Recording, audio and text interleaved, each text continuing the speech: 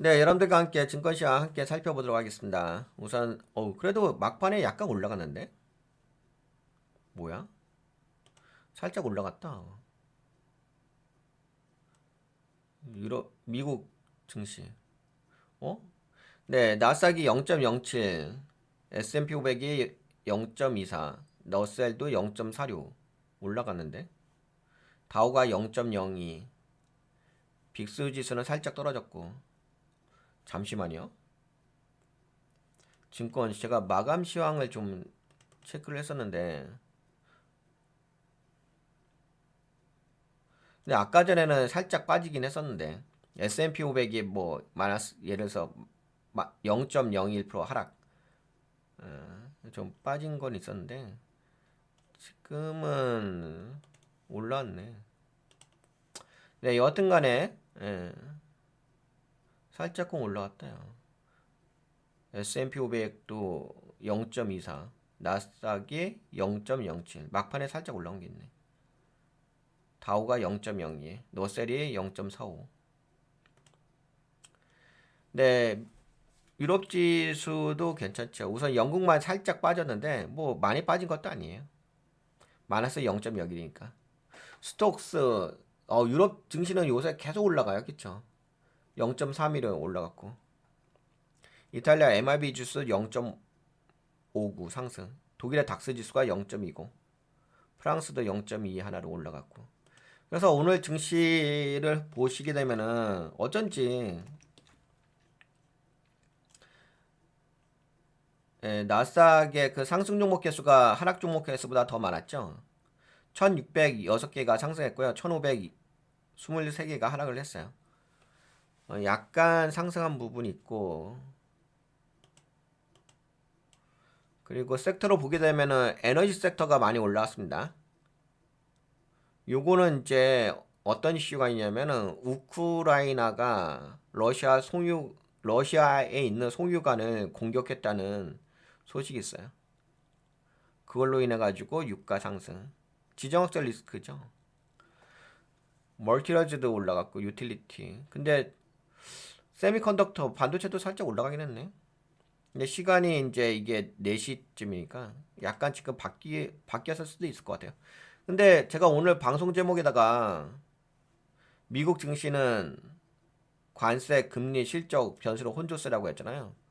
이게 막판에 약간 변하긴 했네. 그냥 살짝 긍정적인 흐름이 있었다라고 보시면 될 것 같아요.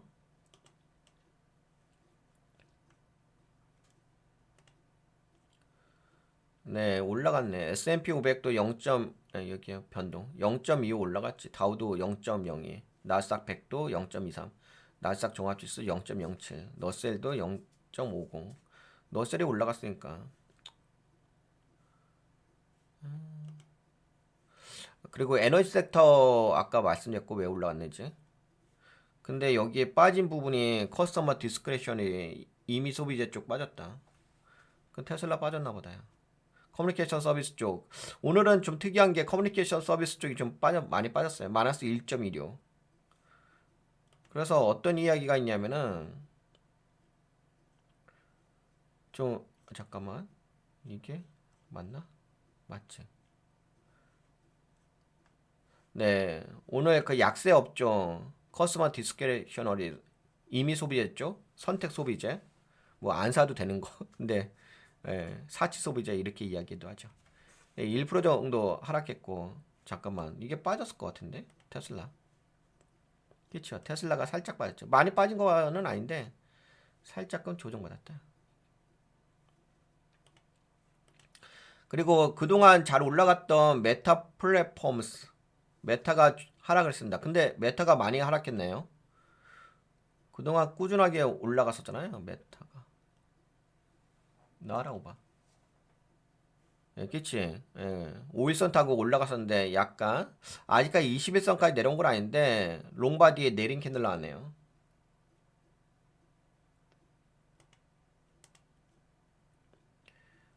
그렇습니다.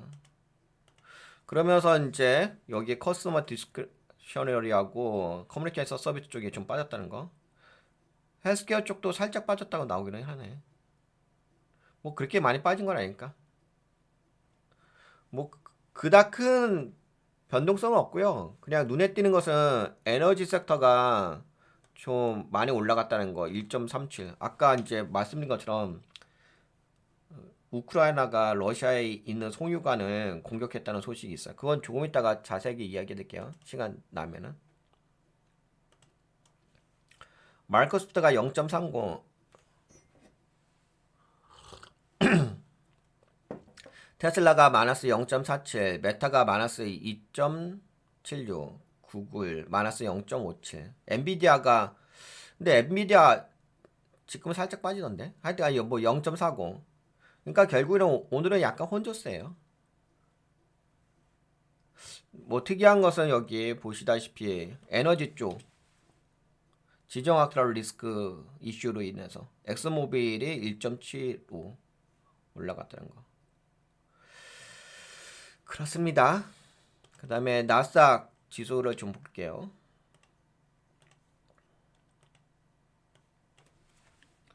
그래도 뭐 시장은 나쁘지는 않아요. 나쁘지는 않은데 아직까지 조심스럽긴 하죠. 아무래도 트럼프 관세 이슈가 있다 보니까 전국가를 돌파한 건 아니죠. 그래도 그 석비랑 캐들 나왔지. 석비랑 캐들 나와가지고 아직 모르겠다. 지금 약간 조정 줄 수도 있는 거. 근데 뭐 그렇게까지 큰 무리수는 없으니까 큰 이슈는 없어요. 그리고 시장의 심리는 중립 정도, 뉴트럴. 뭐 공포도 아니고 탐욕도 아니고 중립을 유지하고 있다. 관망이라고 볼 수도 있죠. 한편으로는. 근데 오늘은 채권금리가 많이 올라갔네. 10년물 채권금리가 최근에 좀 이렇게 하락을 했잖아요. 약간 PC 지수에 대한 기대감에 의해서. 그러니까 인플레이션 완화에 대한 기대감이 있었는데 반등해줬네. 10년물 채권금리가. 상승장악형 캔들로. 채권금리가 반등. 그리고 채권금리 반등했 맞죠? 채권금리 반등. 잠깐만 달러를 봐야 되는데 달러 어디 갔냐? 달러 나와라. 달러 인덱스 봅시다.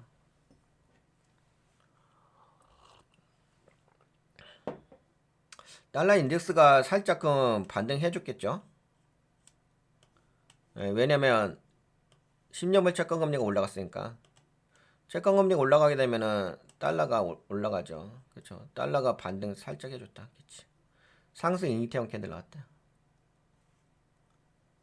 그런 상승 이니티형 캔들 나오게 되면 뭐 지지라인 상승 확인형 캔들 나올 수가 있긴 하겠죠. 그러면 약간은 뭐 조정이 나올 수도 있긴 하겠네요. 시장 자체가. 달러 인덱스가 올라가는데 달러 원화 환율 한국 돈이죠. 원화 환율이요. 달러 원화 환율 뭐 그렇게까지 많이 올라온 건 아닌데요. 그래도 뭐 살짝 그 상승 이니티형 캔들은 있긴 있어서 뭐 올라올 수도 있을 것 같긴 합니다. 근데 이제 시장에서 계속 주목받고 있는 게 금 가격이죠. 금 가격이 이전 캔들에 이틀 전 캔들에서는 하락장악형 캔들 나왔는데 다시금 올라갔어요. 상승 반격형, 상승 확인형 캔들 나와주면서. 근데 금 가격이 올라가는 것은 아무래도 시장에 좀 불안정성이 있다고 볼 수가 있긴 하죠. 안전자산으로 돈이 쏠린다고 볼 수가 있으니까 금은. 근데 이거 비트코인이거든요. 비트코인이 올라가지 않죠. 만약 시장에 유동성 자금이 많았다고 한다면은 시장이 활성화되어 있다고 한다면은 비트코인이 올라가죠. 왜냐하면은 엔비디아도 최근에 반등해서 올랐거든요. 통상적으로 여러분들도 아시다시피 기술주가 상승해 주게 되면은 코인 쪽도 올라가잖아요. 근데 거기에 긍정적인 영향을 받지를 못하고 있어요. 코인이. 그렇다고 한다면은 지금 시장 자체가 그렇게 녹록한 상황은 아니라 보이십니다. 뭘 그렇다고 해서 너무 불안한 상태는 아니긴 한데 뭐 말 그대로 약간 관망 상태예요.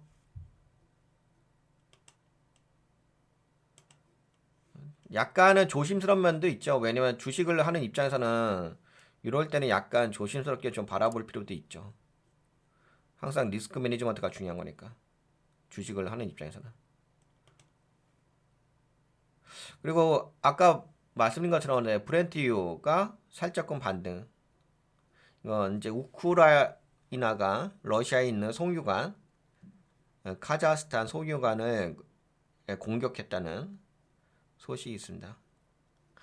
근데 뭐 많이 올라간 건 아니어서 그동안 하락하다가 약간 뭐 쌍바닥 같은 위치에서 반등해 준 거니까. 그래서 그냥 오늘 시장은 평범했어요. 뭐 원자재 쪽은 살짝 올라가는 거 있는데 뭐 그렇게까지 큰 영향은 아니고. 상하이 컨테이너 운임 지수도 계속 떨어지죠. 비디아 지수도 뭐 약세에 있어서 뭐 그렇게 시장이 활성화되어 있어 보여지진 않습니다. 그렇다고 해가지고 뭐 나쁜 건 아닌데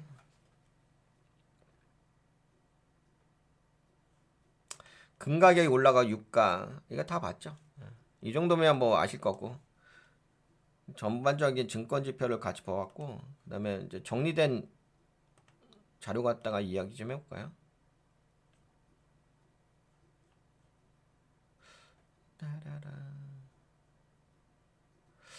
그다음에 이제 향후에 시장을 결정할 주요 요인 기업 실적 발표 어닝 시즌 이번 주부터 소매 섹터의 기업들의 실적 발표가 본격적으로 시작됩니다. 특히 소비 지출이 줄어들고 있다는 신호가 확인되면 소비재 업종의 약세가 지속될 가능성이 높습니다. 최근에 제가 방송에서 돈의 흐름인가? 여기에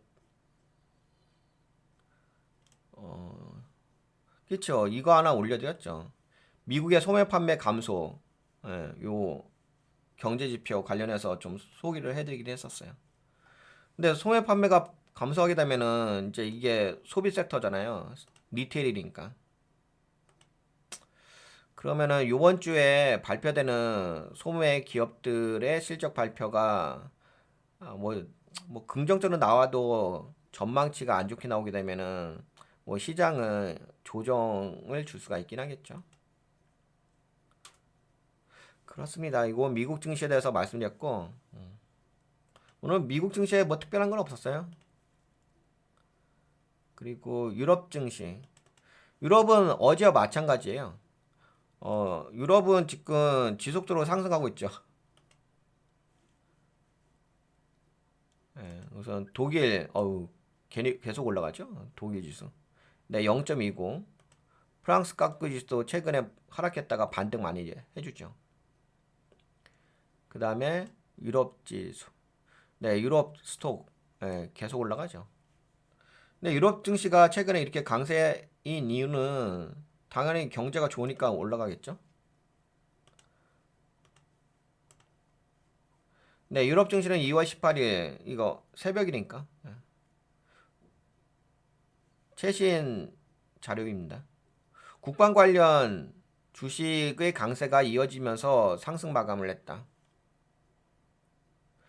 특히 국방 지출 증가에 대한 기대감이 방산 업종을 견인하며 유럽 스톡스 600 지수가 사상 최고치를 경신했다.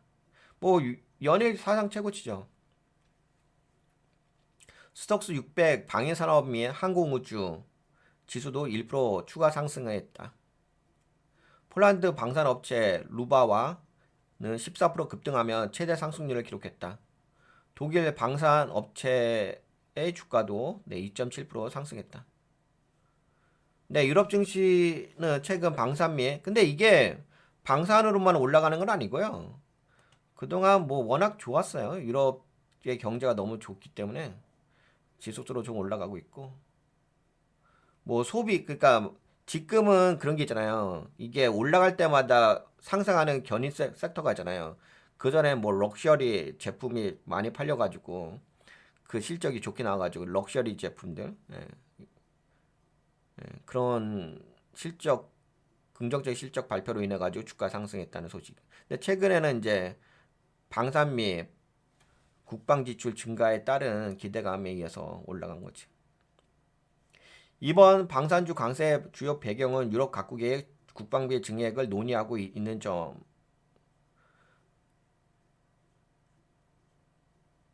최근 러시아 우크라이나 전쟁이 장기화되면서 유럽 각국이 국방력을 강화할 필요성을 절감하고 있다. 이거는 어제 말씀드렸죠. 이거 다 영상을 올려드려서.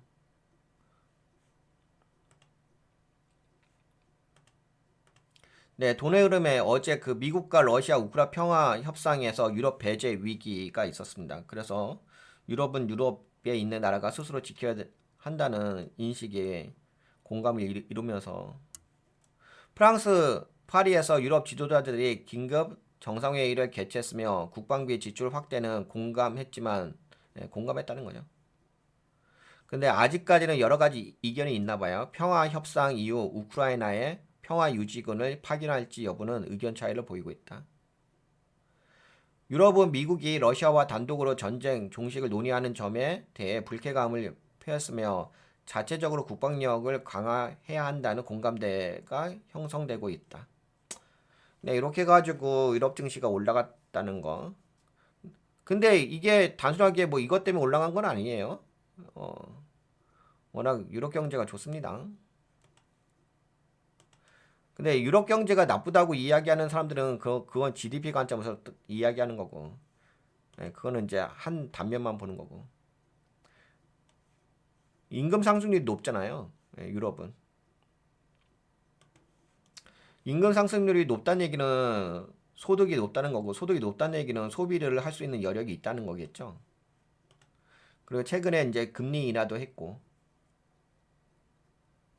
그러니까 소비 여력이 있으니까는 기업들이 만든 제품들을 소비할 수 있는 소비하겠죠. 그러면 당연히 기업들은 돈을 많이 벌겠죠. 그렇게 되면 기업들의 실적은 좋게 발표가 나올 수밖에 없죠. 그래서 최근에 유럽에 있는 기업들의 실적은 좋게 발표가 되잖아요.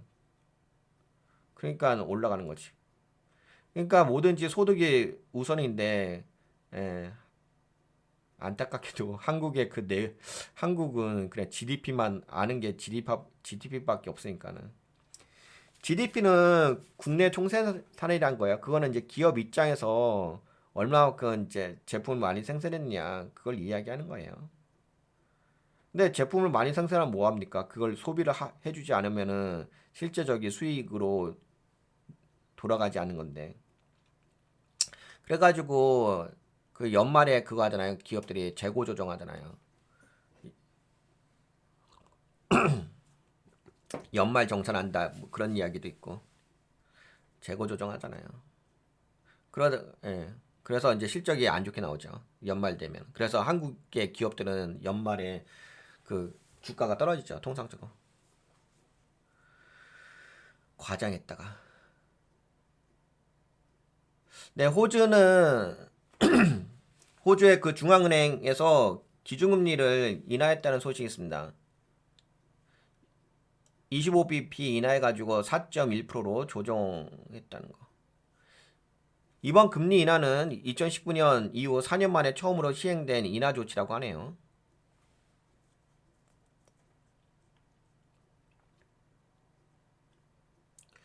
일본 증시는 상승했다는 소식.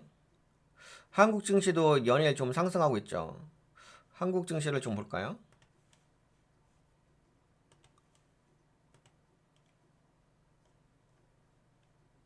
네, 코스피가 0.63, 코스닥은 0.67 상승했다는 거. 상승 종목 개수가 480개, 하락 종목 개수는 398개. 뭐 엇비슷하긴 했는데 그래도 약간 상승한 종목 개수가 많네요.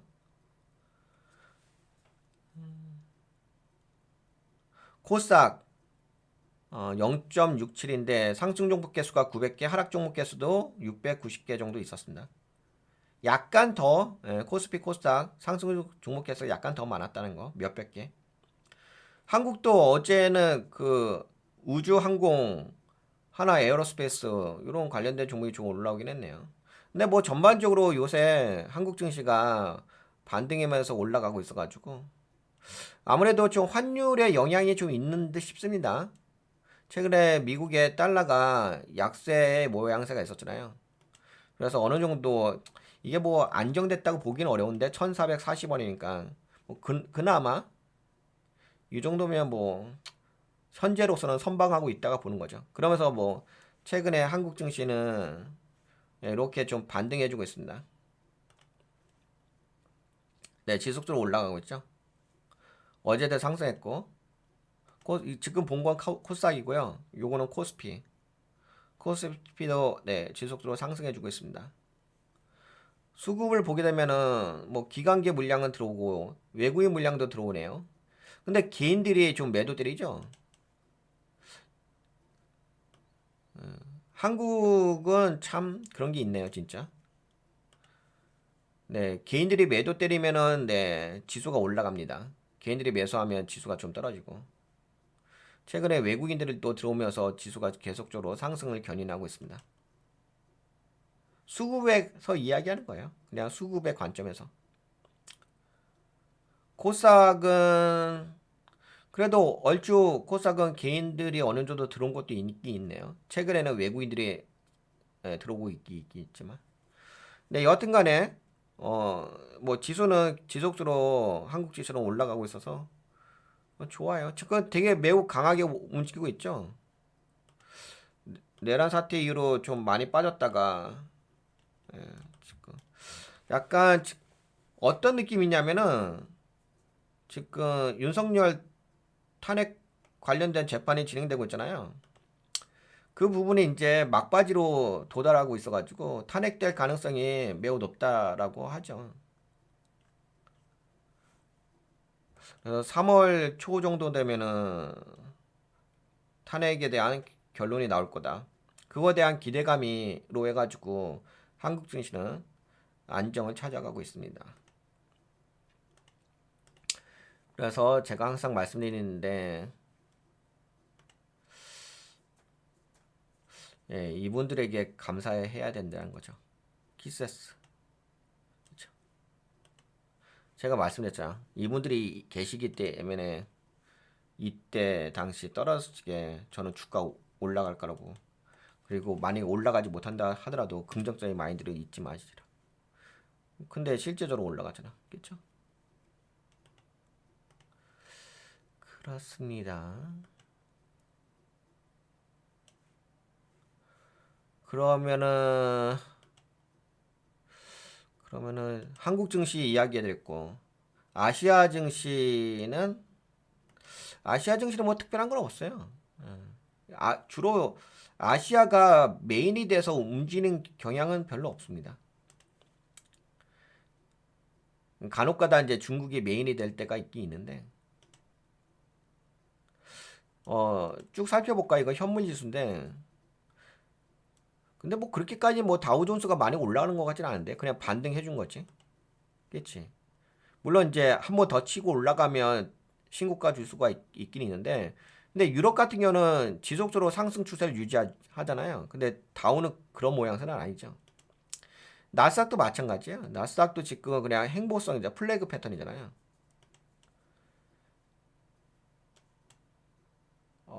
야, 근데 S&P 500은 오늘 신고가를 주기 좋네. S&P 500은 신고가를 줬으니까 뭐 긍정적이라 볼 수가 있긴 하겠죠. 필라델피아 반도체 시도 최근에 폭락했다가 딥시크 이슈로 해가지고 오히려 지금 반등하면서 갭매크로 올라오긴 하네요. 지금 엔비디아가 살짝 빠지긴 했는데 뭐 그렇게까지 크게 빠진 건 아니라서. 니케이 지수도 뭐 그렇게까지 빠지고 있진 않고요. 오히려 올라갔죠. 고가로는 0.85%까지 올라갔어요. 1번. 대만 쪽도 상승을 유지하고 있네요. 어느 정도. 니케하고 대만하고 약간 차트가 비슷하네. 그쵸? 대만은 이렇게 플래그 주고 있고 일본도 플래그 주고 대만하고 니케하고 좀 비슷하네 차트가. 독일은 계속 올라가고 있고 프랑스도 상승. 요새 인도가 안 좋죠? 한때는 인도의 지수가 계속 올라갔는데 지금은 아직까지는 인도는 조정받고 있습니다. 그리고 중국은 어제 올라갔다가 저항대 보이죠? 그래서 중국은 살짝 어제 빠졌습니다. 마이너스 0.93. 근데 중국의 그 본토 지수는 빠졌는데요. 어, 홍콩 항생 지수는 계속 치고 올라가죠. 여러분들 기억나시죠? 이때 당시 항생 지수가 왁 빠졌잖아. 여태 최저점 나왔을 적에 한국의 뭐 증권사인가요? 은행 껴서 하고 있는 증권사? 거기서 한국 국민들에게 뭐 ETF라고 해가지고 홍콩 지수에다 투자하는 ETF 그거 했는데 지수가 계속 빠져가지고 손실액이 1,000억 원이 확정 손실이 나왔다는 소식이 있었죠. 근데 그때 당시 이제 손절을 했잖아요. 손실이 발생했잖아. 그리고 오히려 손절하고 나서 계속 올라갔죠. 홍콩 증시가. 그래서 뭐 홍콩이 뭐 살아나지 못한다 이 뭐 이념에 대해서 이야기하고 아 중국이 뭐 복수를 했기 때문에 이제 홍콩은 죽었다 뭐 이런 식으로 떠들어댔었잖아요. 근데 손절하니까는 바로 올라가 버리죠. 한국에서 손절하니까 한국의 증권사가 손절하니까 바로 올라가 버리지. 그러니까 띨띨하다는 거지. 띨띨하면은 당하는 거지. 그때 막 아 이제 홍콩 죽었다 떠들어댔잖아. 홍콩은 공산화됐다. 중국에서. 그래도 이제 홍콩에 대한 미래는 없다. 막 그렇게 떠들어댔을 때 아니었어요? 그러면서 손절하고 그러면서 국민들에게 1,000억 원 손실을 발생시키고 개념 없이. 그런데 지금은 잘 올라가고 있잖아. 하니까 개념 없는 거죠. 머리가 나쁘니까. 띨띨하니까. 유로스타 계속 올라가고 있고 코스피 코스피 뭐 반등해주고 있고 그렇습니다. 여기까지 증권시장 볼까요? 근데 저건 있던데 어, 뭐가 있냐면은 그래도 제가 아까 봤는데 제약바이오 쪽에 그래 반등이지. 모더나가 네, 실적이 뭐 긍정적으로 나왔다는 소식이 있는데 그래서 약간 반등해줬고 뭐 그렇게까지 뭐 아니 그러니까 오늘은 증권 시황이 나쁘진 않았어요. 근데 나쁘지는 않긴 않았죠. 뭐 현재까지는 나쁠 일은 없긴 하겠죠. 현재까지는 봤을 때는 뭐 저번에도 한번 말씀드리긴 했었는데 관세 이슈가 가장 큰 거잖아요. 지금 시장에서는. 근데 상호관세가 지금 이루어지지 않고 있으니까 상호관세도 아마 제가 알기로는 저번에 한번 설명해 드렸는데 4월 1일 날 실질적으로 이루어질 거라고 이야기하고 있는 거죠. 그 전까지는 지금 조사 중에 있다는 거고. 그래서 현재로서는 시장에서 관세 이슈가 그렇게까지 부각되고 있지는 않습니다. 이거 저번에 설명드리긴 했죠. 다시 한번 말씀드린 거예요. 그래가지고 제가 여러분들에게 체크해 보시라고 말씀드렸던 게 그 PC 지수를 이야기했죠. 물가 지수. 그럼에도 불구하고 아직은 관세란 부분이 첫 인상 그런 거 있잖아요. 첫 인상이 좀 너무 강했잖아. 아 트럼프 대통령이 뭐 재임하자마자 임기를 시작하자 뭐 관세 서명 막 이렇게 했잖아. 그래서 트럼프 미국은 너무 강하다 이런 느낌이 있었는데 근데 실제적으로는 관세에 대해서 거의 대부분 유예를 했잖아요. 중국에 대해서만 했는데 중국도 그렇게 뭐 10% 정도 수준밖에 안 했기 때문에 10%인가 25%인가 중국 몇 프로 했냐? 10% 했죠 10%. 그래서 관세 이슈가 아직까지 부각되지 않고 있어가지고 시장은 크게 문제가 있는 것 같지는 않습니다. 다만 이제 최근에 그 소매 판매가 안 좋아지는 부분이 있으니까 그리고 비트코인도 그렇게 올라가지 못하고 있는 게 있으니까 그리고 금 가격도 올라가고 있는 게 있으니까 뭔가 시장이 그렇게까지 활성화되어 있다고는 느껴지진 않지. 다만 최근에 그 엔비디아가 딥시크 이슈로 폭락했다가 반등해 주는 거 그런 부분이 있는 거죠. 뭐 그렇게까지 뭐 지금 시장을 우울하게 볼 건 없어요. 왜냐면 그래도 계속 올라가니까. 그리고 시장은 아까 심리 이 그대로인 것 같아. 현재는 이제 중립, 예, 중립 수준인 것 같아. 뭐 안 좋지도 않고, 예, 너무 좋지도 않고, 예, 중립 수준인 것 같습니다. 현재. 그리고 뭐 한국은 지속적으로 좀 반등하고 있으니까 현재로서는 뭐 큰 이슈는 네, 느껴지지는 않습니다. 오늘 만약에 큰 이슈가 있었다고 한다면은 제가 방송 제목을 이렇게 정하지 않았겠지. 너 오늘 방송 제목은 너무 평범하잖아. 미국 증시는 관세, 금리, 실적 변수로 혼조세 이렇게 써놔서 너무 일반적인 거죠. 뭔가 특정 명사적인 주제가 없죠. 뭐 히토리오 뭐 전략 이런 것처럼. 그래서 여하튼 간에 오늘 증시는 이렇게 움직였다는 거. 글로벌 증시는. 이 정도 말씀드리면은 뭐 전반적인 증권 시황은 아시겠죠? 이 정도면 뭐 그리고 어렵지는 않으실 것 같은데.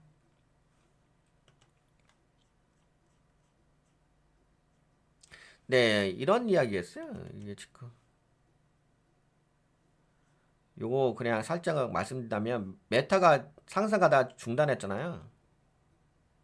그래서 요걸로 인해 가지고 좀 기술주가 약간 조정받는다 그런 이야기가 좀 있고요.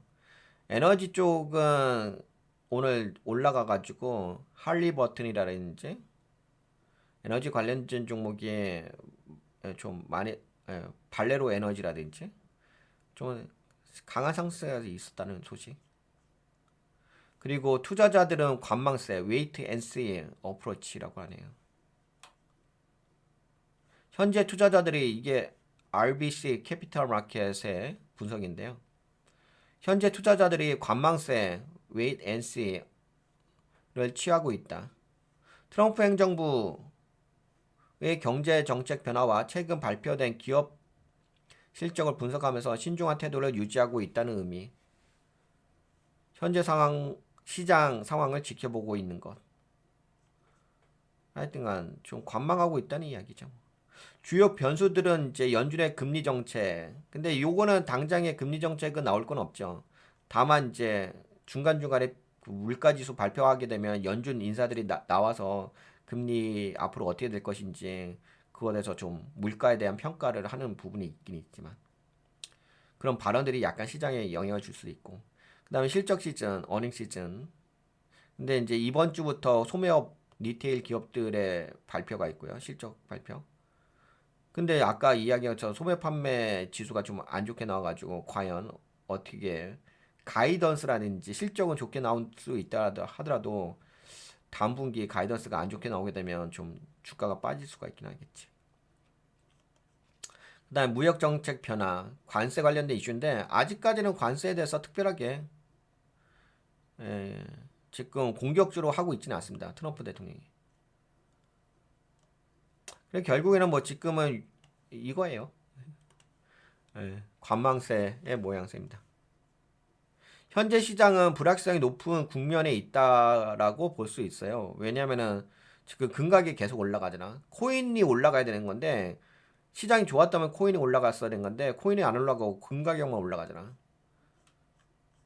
그렇다고 해서 너무 쫄 필요는 없어요. 뭐 아직까지 큰 이슈가 나온 건 없으니까. 네, 요 정도 시장 흐름을 약간 말씀드리고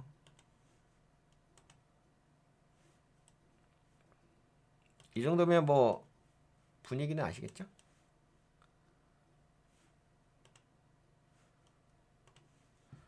따라라라.